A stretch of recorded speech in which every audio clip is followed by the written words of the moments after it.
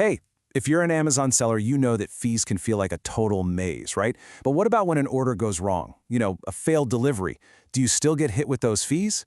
Well, today we're going to cut right through all that confusion and give you some really clear answers. Let's get into it. It's that sinking feeling, isn't it? You see that notification for a failed delivery, and your first thought is probably, oh great, not only did I not make a sale, but did Amazon just charge me for the trouble? It's a huge worry for sellers, but the answer? Well, it's not always what you might think. So let's actually start with the good news, because there is good news. There are two main situations where you are totally protected from losing money on fees. We're talking about undelivered and customer-rejected orders. So what's the difference between the two? Well, an undelivered order basically means Amazon just couldn't get it there. Maybe a bad address or the package got damaged on the truck. A customer reject, on the other hand, is when the package makes it all the way to the customer's door, but they just refuse to take it. In both of these cases, the big takeaway is that Amazon doesn't see it as your fault. And here is what that actually means for your wallet. For both of those scenarios, undelivered and rejected, you get a 100% reimbursement on all the major fees. I'm talking referral fee, shipping, pick and pack, the whole shebang.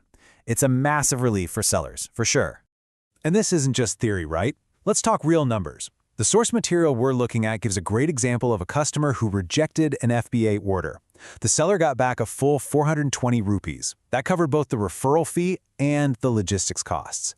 So yeah, this is real money that comes right back into your account.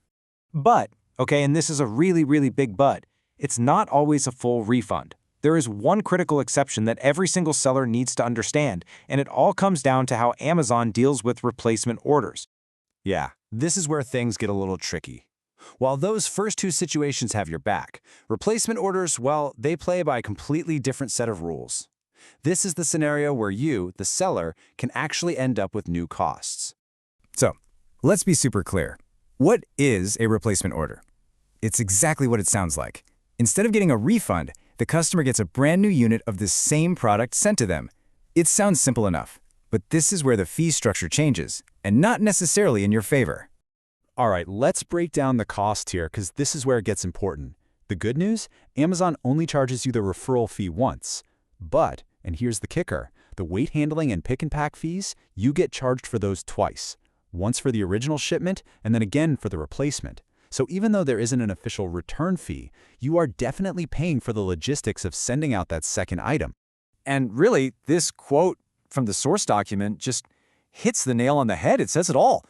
When we're talking about replacements, the cost of the logistics, that falls squarely on you, the seller. This is probably the most important thing to remember about this whole situation. You're covering the bill to get that second unit out the door. Okay, so knowing all these rules is one thing, but how do you actually verify that you're getting your money back? Let's walk through exactly where you can find all these reimbursements inside your Seller Central account. All right, we're going to start in a place you know well, your Manage Orders page. This is probably home base for you, but the real details, the stuff we're looking for, it's actually tucked away inside the Reports section.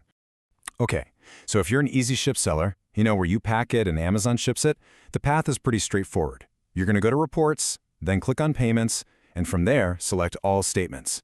The magic phrase you're looking for is Amazon Easy Ship Weight Handling Fee Reversal. See that? You're golden. You've been reimbursed. Now, what if you're using FBA, Fulfillment by Amazon? The process is very similar, just one little tweak. You'll start in Reports, go to Payments, but this time you're going to click on Transaction View. That's what gives you the detailed, line-by-line breakdown you need to confirm all your FBA fee reimbursements. And hey, here is a pro tip that so many sellers overlook, and it's super important. Your taxes. Every single fee that gets reimbursed has a tax credit that goes with it. In this case, GST. To keep your books clean and accurate, you have to go find the credit notes in your tax document library.